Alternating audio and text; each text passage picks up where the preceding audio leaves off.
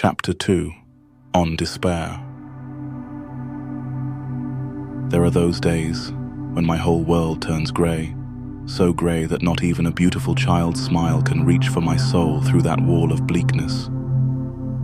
Such days compel me to withdraw into myself, seeking refuge from melancholy, when I struggle with the despair all around me that leaves no way out. Some days are so grey by nature they can carry you to the abyss of despair and melancholy. This may be the reason why all those stormy climes produce so many authors of sublime and universally admired works of art.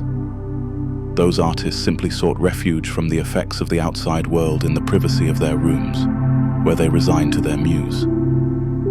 What about you? Could you escape from the outer darkness into your inner light? I am amazed at your assumption that I might possess some inner light. After all, one is not very familiar with one's own inner light. There is an abundance of light in you, yet some forces resist your growth and enhance your despair.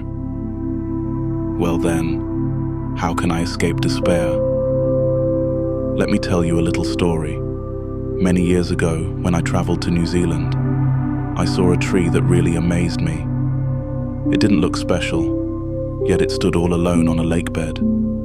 I suppose that as a younger tree, it had sent roots into the land when it was dry, before the great waters drowned it, leaving it overwhelmed with yearning for sunlight. Yet even this condition didn't drive it to despair and die, but made it blossom, bringing love and happiness to all the people who visit it. It inspired them with their own inner powers which, far from being limited, always surprised them. I reckon nature can provide us with the noblest arguments for believing in recovery and resurrection into perpetual growth out of destruction. However, sadly enough, human minds find it difficult to absorb this lesson, preferring to succumb to their grim contemplations. But long practice can imprint this concept in one's mind, make one memorize it like some mantra. Even when darkness seems to invade and overwhelm you completely, you can still light your infinite light which will recreate your world once you choose to. If this subtle parable isn't clear enough, one may look into the hearts of those who lost all the world they had known in horrible wars, which sometimes left them all alone in this world. Perhaps they, just like that lonesome tree, resolved to fight on, building a new world from their mind's ruins. Can a desperate person absorb this plain lesson? In other words, even in the abyss of horror, humans have a choice.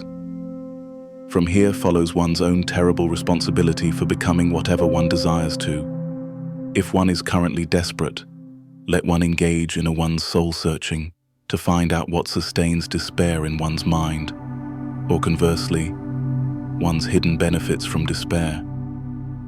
My own experience taught me that sometimes being stuck offers a great defense, like some inner voluntary imprisonment protecting us from discovering what might be a better alternative, as well as from reaching the terrible conclusion that all our long inner imprisonment was just a waste of time. I found it very painful to hear. Why?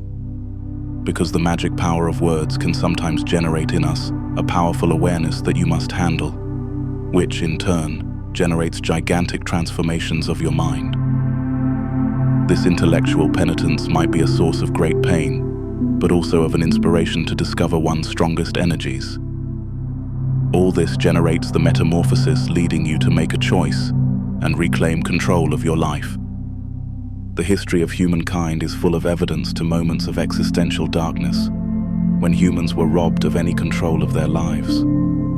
Yet even then, champions of freedom emerged, fighting to the bitter end, preferring to die proudly rather than lose their grip on their lives, since you can take everything from humans, except their domination of their own minds.